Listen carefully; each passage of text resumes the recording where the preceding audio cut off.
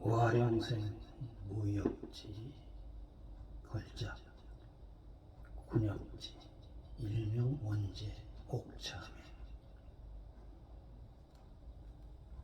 제1장 소림사의 밤손님.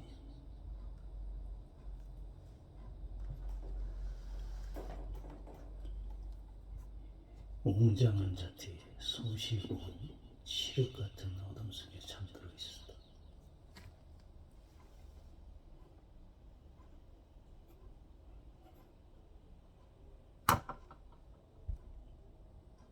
밤의 정막을 깨뜨리고 밤 시각을 알리는 목소리가 몇 번 울려왔으나 주인은 다시 조용해졌다.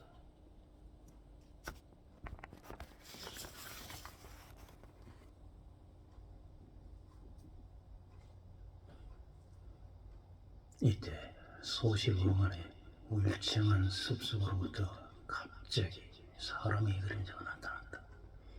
그 야행이는 얼굴에 검은 복면을 하고 등에는 장검을 둘러매고 있었다.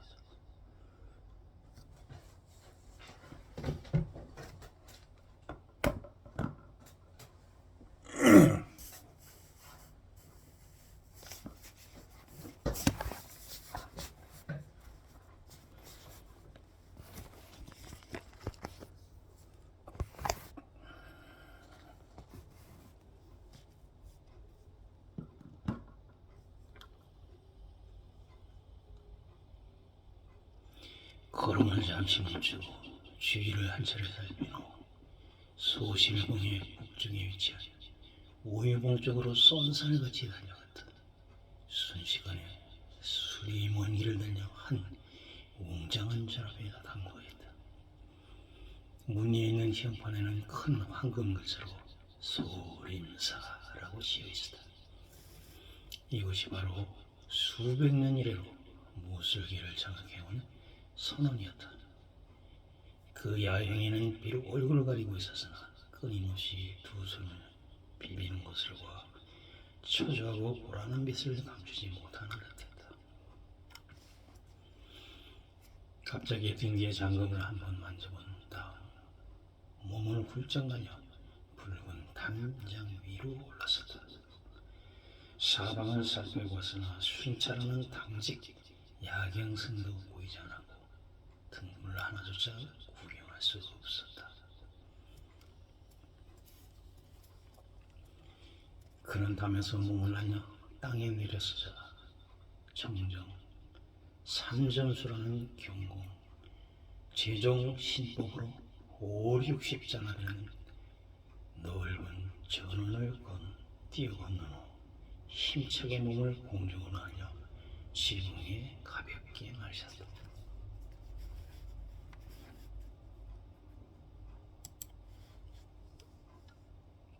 이곳은 유명 온 천하에 떨치고 있는 소림선이 아닌가. 그러므로 한시도 경계를 기울여 할 수 없는 터였다. 그는 지붕에 내려선 후 즉시 지붕 마루에 몸을 숨기고 뜰 아래를 살폈다.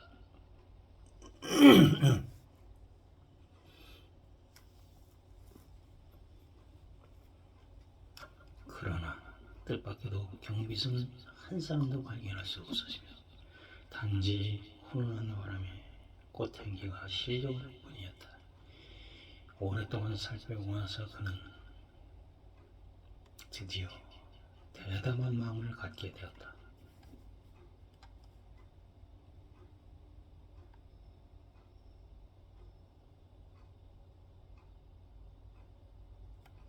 내 이미 죽기를 각오하고 이 안에 들어온 이상 무엇이 들어있는가?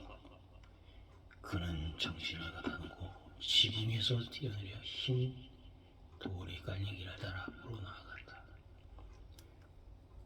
천하의 큰 절 가운데 하나인 숭산의 소림사는 겹겹이 중첩되어 있는 전원이 천역한을 헤아렸다. 그 야행에는 대전을 몇 곳이나 돌아다녀서 길을 막는 경비선을 단 한 사람도 만나지 않았으므로 담이 커질 대로 커졌다. 갑자기 후원으로부터 맑은 종소리가 3번 들려왔다. 짐작컨대 이자 안에 있는 중들이 일어나는 아침 불경을 옮기는 시간이 다 된 것 같았다. 그러나 그가 찾고 있는 장경각은 어디에 있는지 그림자조차 찾을 길이 없으니 그의 마음은 조급해지지 않을 수 없었다. 이때 마침 그가 지니고 있던 대전 아래 서서 위를 올려다보니 다만 전문 앞에 용이 도사리고 있는 것 같은 큰 나무 기둥 2개가 보일 뿐이었다. 이 대전의 높이가 40자는 충분히 될 것 같았다. 이 문전의 기둥을 타고 대전 지붕에 올라가면 장경각의 소재를 알아낼 수 있을지도 모른다. 이렇게 생각한 그는 즉시 대전의 지붕 위로 올라갔다. 사방을 휘둘러 봤으나 캄캄한 가운데 잇따라 있는 지붕만이 시야에 들어오곤 어디가 장경각인지 구별할 도리가 없었다. 호련 일진의 강한 바람이 불어왔다. 그 순간 흔들리는 대나무와 소나무가지 사이로 붉은 등불 하나가 수백 자 밖에서 깜박거리고 있었다.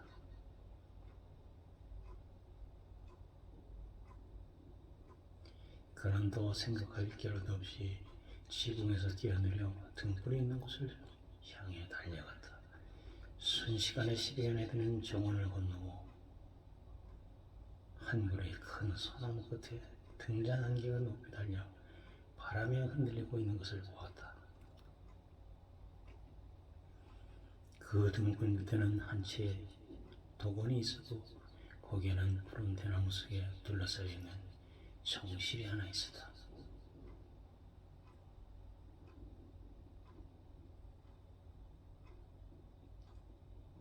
그는 정실문을 열어젖히고 보니 안에는 촛불 2개가 높이 켜져 있었고 그 한복판에는 장광형의 불단이 1개 놓여 있었다. 불단 위에는 한 자 높이쯤 되는 옥분로가 1개 있는데 거기에서 향기로운 단향이 피어오르고 있었다. 불단 좌우에는 똑같이 화백색 가사를 입은 2사람의 소삼이가 눈을 감고 합장을 하고 마주 앉아 있었다. 정지하고 있는 그 2 소삼이는 무슨 소리를 듣는 듯 고개를 들고 그 야행인이 서 있는 곳을 잠시 보았으나 마치 아무도 보지 못했다는 듯이 이내 다시 눈을 감고 머리를 천천히 숙여 정자하였다.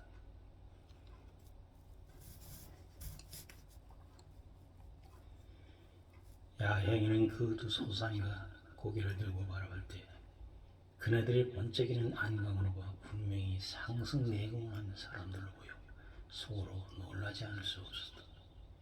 이 2 소삼이들이 악력을 느끼는 시선으로 불자라도 내공이 나보다 월등해 보이니 하물며 이 절 안에는 이들보다 훨씬 뛰어난 고승들이 많이 있을 것인지 내가 달마역 근경을 훔치려는 소원은 극히 성공하기가 어려울 것 같다.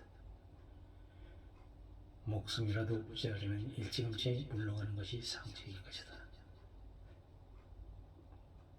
이러한 생각을 하며 몸을 돌리고 나니 가슴속에서 불쑥 부끄러운 생각이 솟구쳐 올랐다.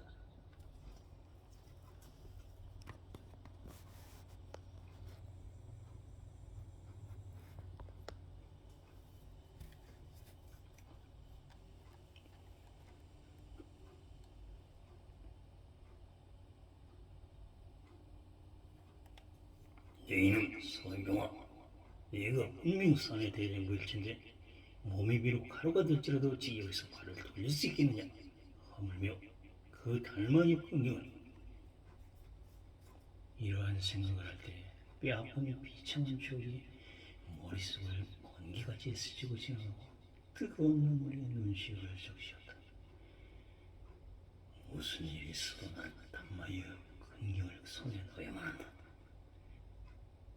그런 날씨 푸른 대나무 속에 둘러싸여 있는 정실을 돌아서 앞을 향해 걸어갔다.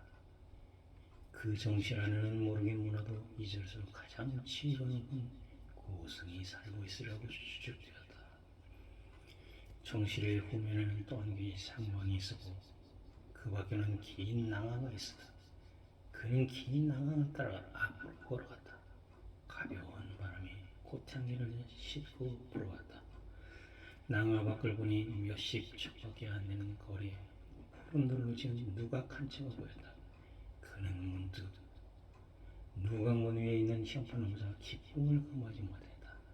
그 높은 누각이 바로 그가 애타게 찾고 있는 장경각이었기 때문이었다. 사방은 고요한데 여전히 경비성은 하나도 보이지 않았으므로 자연히 마음속에 의심이 생겼다. 무술계의 전설이면 장경각은 소림사 안에서도 가장 중요시하는 근단지역으로 되어 있었다. 더욱이 소림법이 72종 절의 권부가 보존되어 있는 곳인데 어째서 이런 중요한 곳에 경성하는가 없단 말인가. 이런 생각이 들기는 했으나 달마의 풍경을 손에 넣어야겠던 불같은 욕망이 끌어올라 나는 듯이 달려 그 누각의 돌층계 앞에 도달했다. 장경중지, 부득천재, 경설을 보고하는 중요지역이니 함부로 출입하지 말라라고 쓰여있었다. 그는 잠시 주저하다가 등 뒤에 장롱을 펴들고서 문을 부숴버리고 뛰어들려고 하는데 때마침 등 뒤에서 쉬듯한 목소리가 들렸다. 시주께서는 칼로 멈추시오. 붉은 여지를 어찌 함부로 파괴하시오. 소병은 깜짝 놀라 기골이 장렬한 한 노승의 몸에 힘것을 입고 수척하게 서 있었다. 비록 자비로운 용어였으나 매우 음습한 눈치로 그의 얼굴을 쏘고 있었다. 소병은 자기도 모르게 몸수를 쥐고 멍하니 서 있을 뿐이었다. 노승은 가부의 탄식하고 말했다. 불문은 건디여 한 가지 선으로 10가지 악을 용서하느니 노승은 이미 30년간 사람의 몸에 손을 댄 일이 없는데 노승은 가볍게 탄식을 하며 한숨을 쉬었다.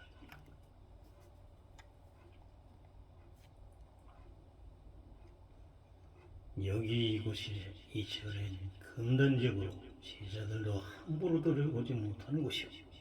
이곳은 이 노승이 유지를 받들어 지키고 있다오. 아마도 시주께서는 무심코 여기에 들어온 모양인데 빨리 이 금역으로 떠나주기 바라오. 소원병은 노승이 부드럽고 강경한 태도에 마음이 놓이면서 뒤로 한 발짝 물러서기 시작했다. 노승이 저렇게 인자한 분이니 내가 그를 괴롭히고 싶지는 않지. 다만 달마의 끈용하는 내선을 꼭 놓아야 할 거야. 여기서 물러날 수는 없어.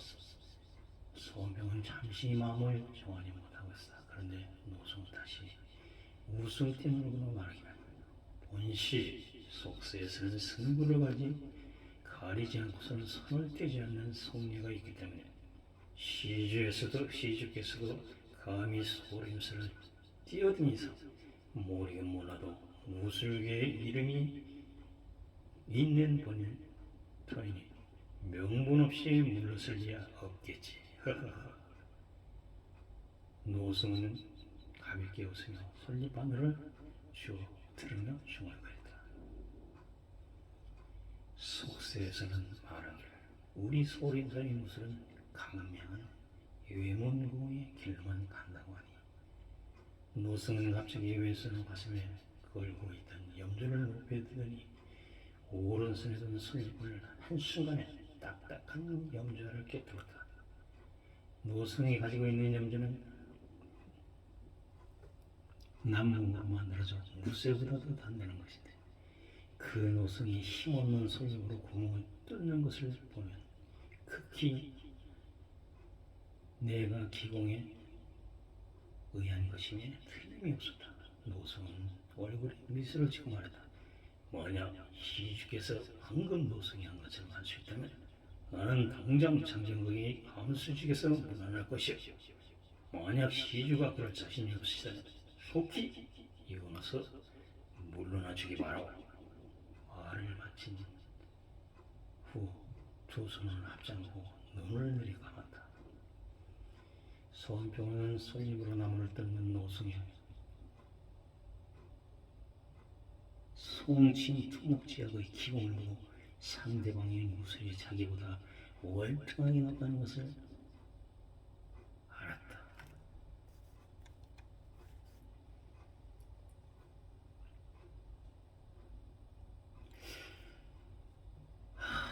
오늘 밤 달마야 구경을 손에 넣으려는 나의 소원은 이루어지기 어렵겠구나.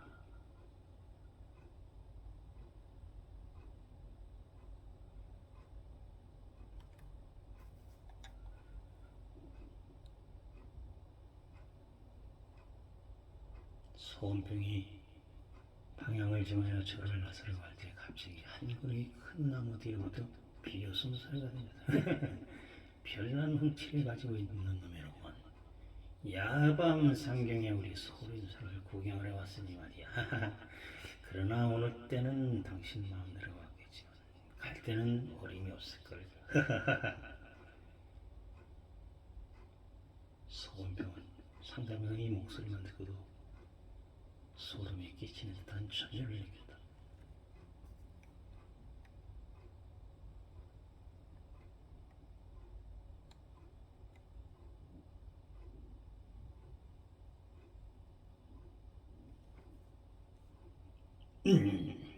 소림사는 본지 천하에 이르는 고철로 향객이 방문한 것을 금하지도 않았는데 어째서 나보고 이 절에서 나가라고 하는 것이오?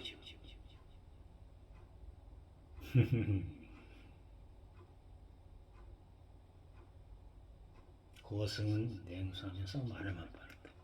시주의 말은 틀리지 않았네. 그러나 향객으로서 우리 절에 왔다면 마땅히 밝은 대낮에 왔어야 했을 텐데 이렇게 깊은 밤중에 그것도 검까지 차고 왔으니 어찌 떳떳하다고 할 것이오. 그는 하늘을 우러러보고 말을 계속했다. 시주가 이런 밤중에 규칙을 무시하고 절에 들어왔으니 아마도 두려운 것이 없는 최고의 무술공부라도 하였는가고. 호호호. 비웃은 듯한 말소리로 고승은 말을 내뱉었다. 소원평은 고승이 거만한 태도에 우라가 치밀어 호통을 쳤다. 그럼 당신이 이걸 어쩌겠다는 것이오? 하하하. 지금은 껄껄하고 그거야 간단하지.